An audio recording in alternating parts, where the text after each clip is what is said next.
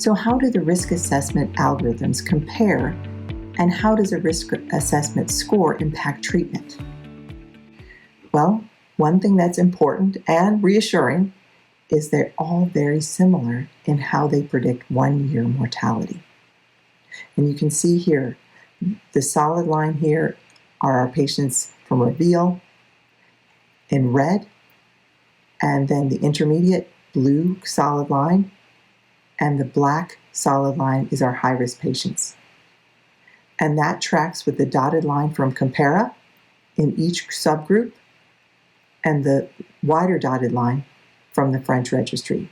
So all of them are telling us the similar findings, that the more high-risk features, the lower likelihood our patient will be alive at 1 year.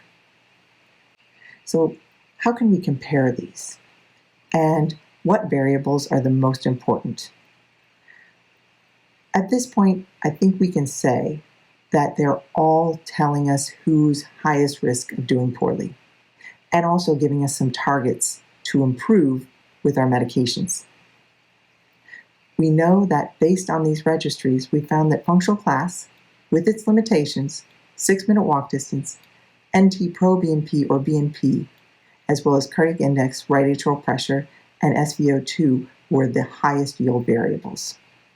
Which calculator you use is up to the provider and what you're most comfortable with, but it's very important to use one of them and to use it consistently. So, how can we apply that to our patients? Well, we want them to be in the low-risk group.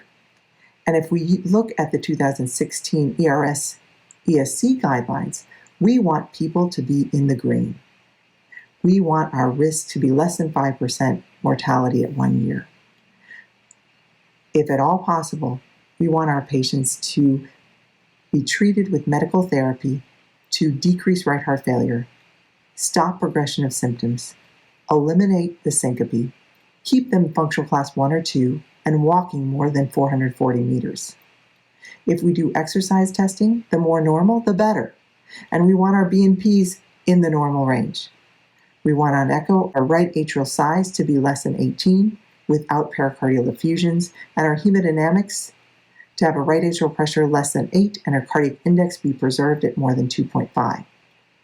And that is a feat, but at least we have a goal. It's not enough to stabilize. We need to improve our patients for best outcomes.